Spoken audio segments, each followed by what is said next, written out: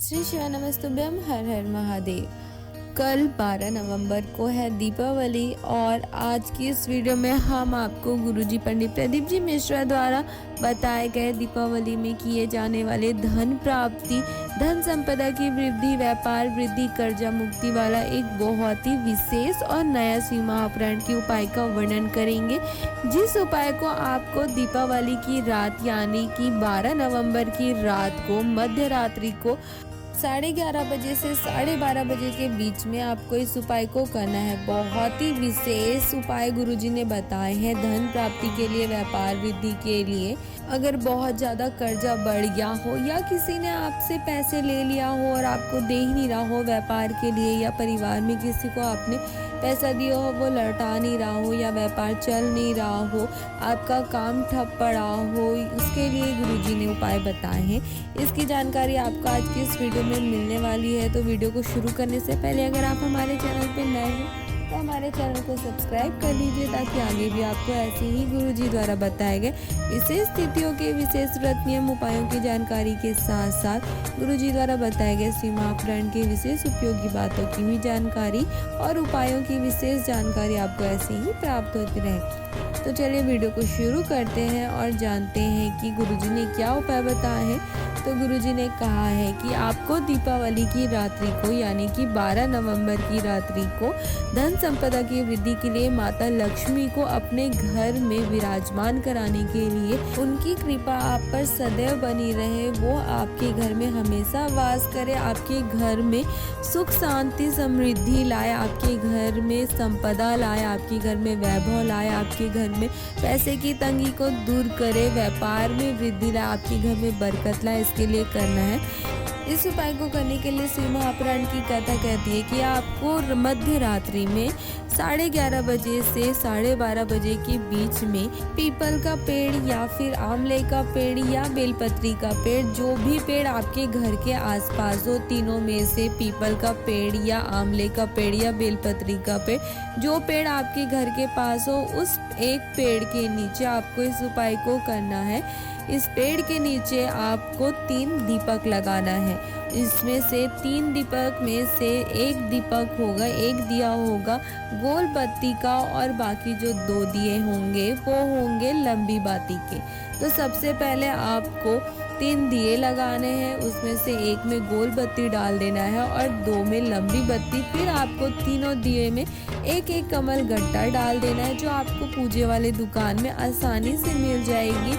तीनों में आपको एक एक कमल गट्टा डाल देना है और दिए को पूरा घी से भर देना है। ऐसा नहीं है कि आप बस बत्ती को घी में डुबोकर फिर रख दें, नहीं, आपको दिए को पूरा घी से ढक देना है।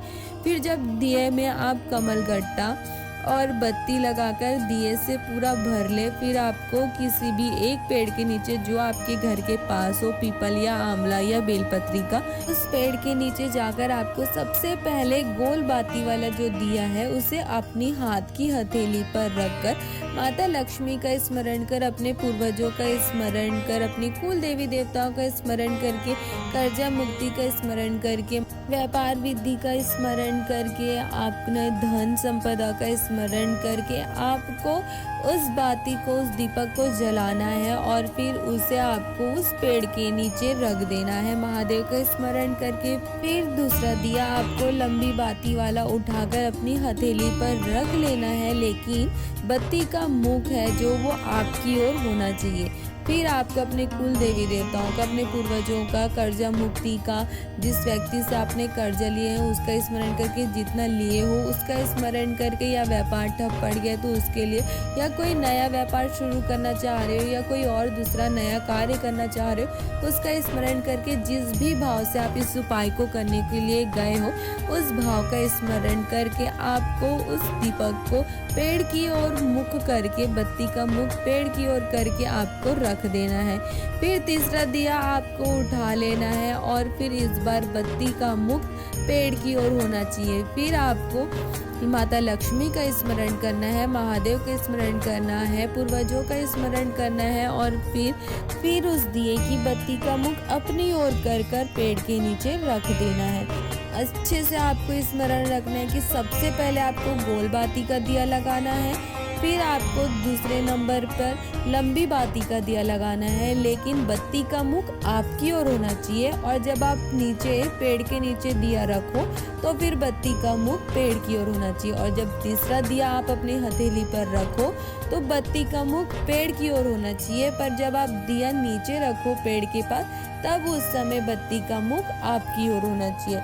इस तरीके से ही आपको दीपक को प्रज्वलित कर कर पेड़ के नीचे रखना है।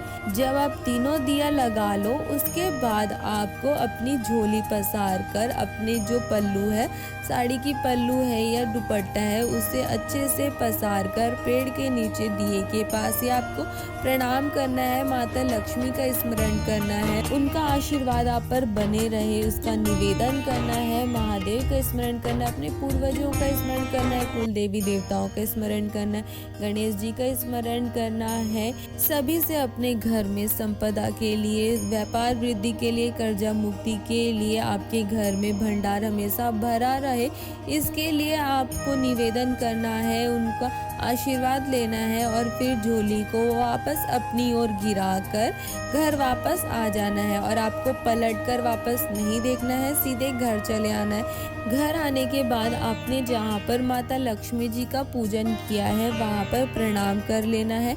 और पूजन के समय आपने जो सिक्का चढ़ाया होगा या चांदी का सिक्का रखा होगा, उस सिक्के को उठाकर माता लक्ष्मी का स्मरण करके अपने तिजोरी में या जहाँ पर भी आप पैसा रखते हो वहाँ पर आपको रख लेना है।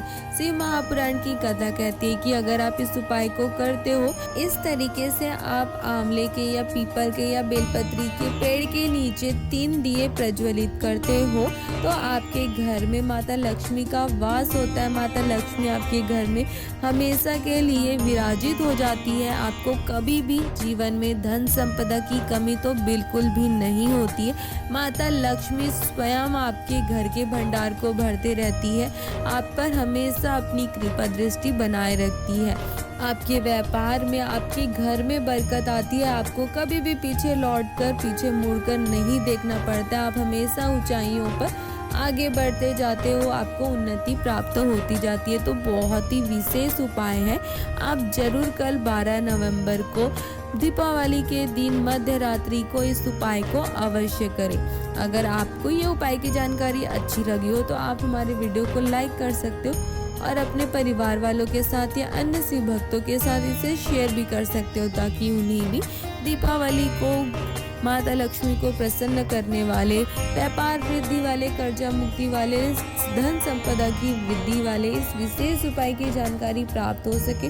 और वो भी इस उपाय को करके महादेव का आशीर्वाद प्राप्त कर, माता लक्ष्मी का आशीर्वाद प्राप्त कर, गणेश जी का, माता सरस्वती का आशीर्वाद प्राप्त कर अपने जीवन के सारे दुखों को, कष्टों को दूर कर अपने जीवन में वो भी आनंद और सुख की प्राप्ति कर सके।